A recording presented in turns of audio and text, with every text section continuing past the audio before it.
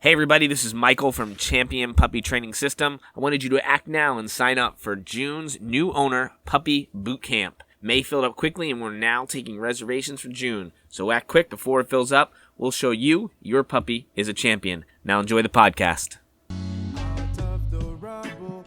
What is up, champion puppy owners? Do you want a streamlined ownership experience? Do you want a socialized dog with manners, responsiveness, and general life skills? Great, you're in the right place. This podcast is for the accountable puppy owner who wants to better know and grow their dog.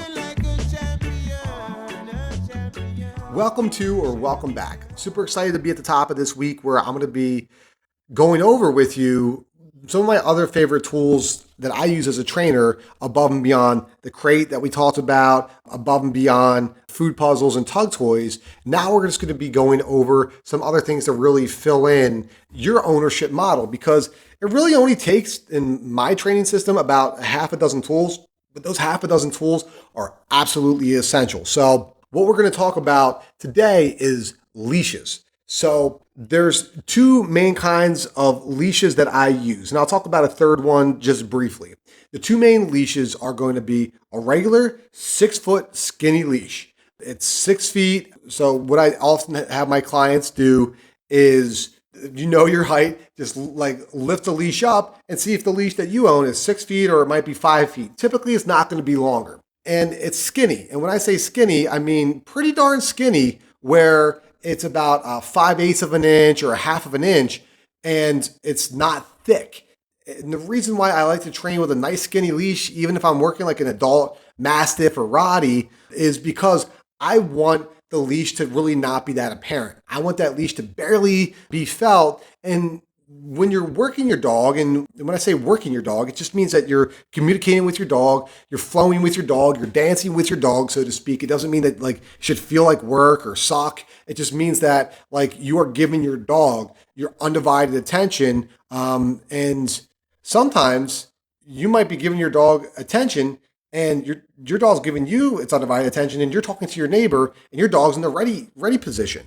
And it's relaxed but ready. And eventually you want to get to the point where you're not focusing on your dog and you can focus on other tasks like checking out at the vet's office, the daycare, the groomer, at the bus stop with your kids, and at your kids' sports, out to eat, out at a bar, and your dog's hanging out there, and you can like be vigilant with your dog. But one, you rarely have to engage with your dog, and two, it's second nature.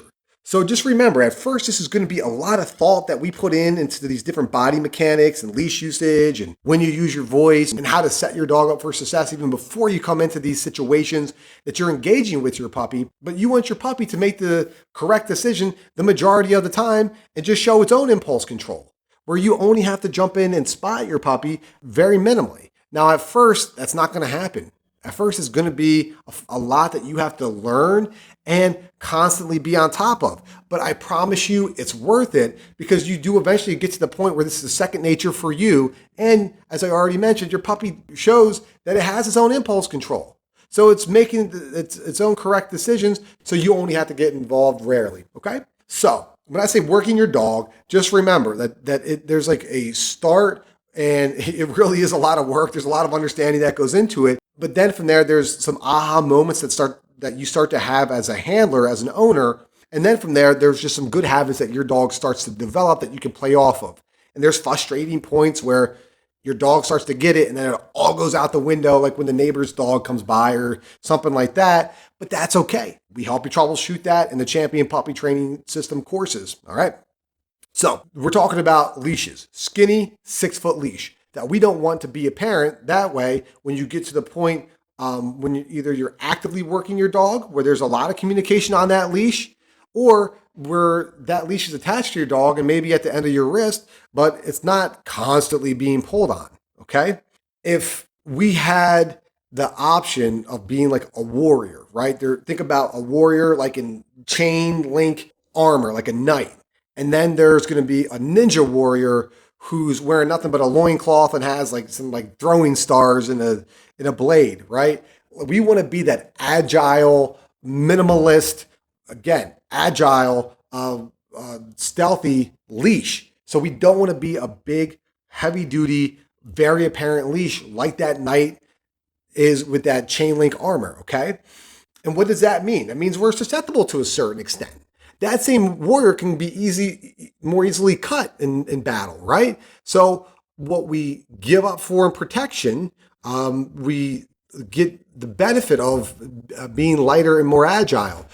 And this is what I mean, is that your puppy can chew through these leashes quicker. So I'm going to go over at the end of this podcast how to ensure that your puppy doesn't chew the leash, okay? So 6 foot skinny leash is going to be your go-to tool for close proximity work with your dog, for letting your dog do umbilical cord training in between periods of activity and rest in your household, okay? So that's going to be your go-to tool more often than not. Your other leash is going to be your retractable leash. Now, retractable leashes can have, they have a stereotype about them in that, like, those are for, like, that they're just bad. And of course, it can be used inappropriately, and any training tool can be used inappropriately. A lot of times people feel with the retractable leashes that the dog is going to pull, that the dog is going to be 26 feet away from them. And that's true. It can be dangerous where that 26 feet can wrap somebody up, trip somebody on a bike, or those lines can break very easily. Now, if used appropriately, that's not going to happen.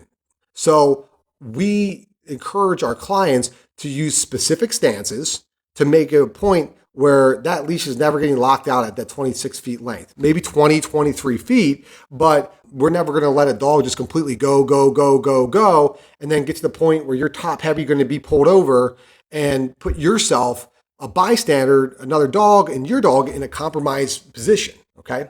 These retractable leashes are a great tool for things like retrieval. I talked a little bit about that on last podcast.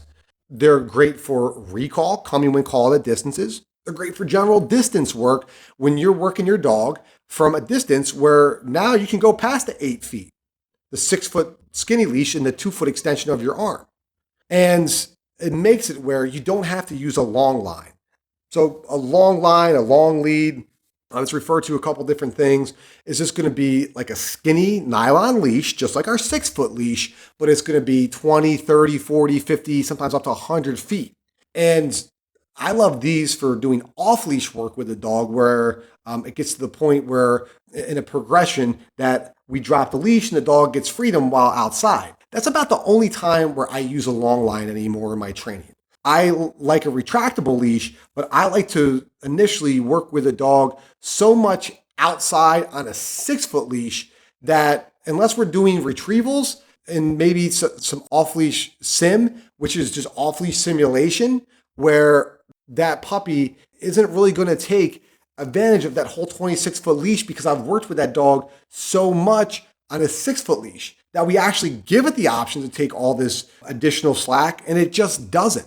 So there's some trainers who start with the retractable leash first, and then they eventually graduate the dog to the shorter leash. Where for me, I've found that I like the methodology of starting with a 6 foot leash, and then from there, eventually graduating the dog to a 26 foot leash. All right. So just remember, more often than not, you're going to use your 6 foot leash as your short range go-to leash. You're going to use your retractable leash when you start to add distance to retrievals, start to add distance to your training outside, when you start to do hikes with your puppy, and that would be your go-to tool for that. Okay, so there's 2 kinds of leashes. They're available at championdogproducts.com. You'll see them in the show notes. And a lot of times I'll go from a 6 foot leash, clip over onto a 26 foot leash, work a dog maybe on a hike, retrieval, or some distance work, then I'll clip back to the 6 foot leash. That way I always have control. Now remember, we don't want for this to be a heavy control. This isn't like a heavy-handed where your dog's constantly pulling you, you're constantly pulling your dog. We're building in the framework a higher level of relevancy and checkpoints using both verbal leash and body language, as well as our tools like bones and food, and just a certain level of setting ourselves up to not be vulnerable where we're going to be constantly losing our dog's attention. So this is a thinking person's game. This isn't just a matter of body mechanics. That's a big part of it, about handling skills. That's a major part of it, but that's not the end all be all. We're constantly looking to think 2 steps ahead and put these other tools to work for us. That way, the manager can set the coach up for success, okay? Hopefully you feel like you have some know-how and about when you're going to choose your leashes. And next, what we're going to talk about is how to properly fit and utilize a collar, some of the best practices in and around that on tomorrow's podcast. Remember, champion puppy owner, action over anxiety, discipline equals freedom. Take the next step, do what you know how to do. Drive the puppy training process. Truly commit yourself to this and hit it hard for a short period of time so you can stop working on your dog and simply enjoy them. I'll see you next time.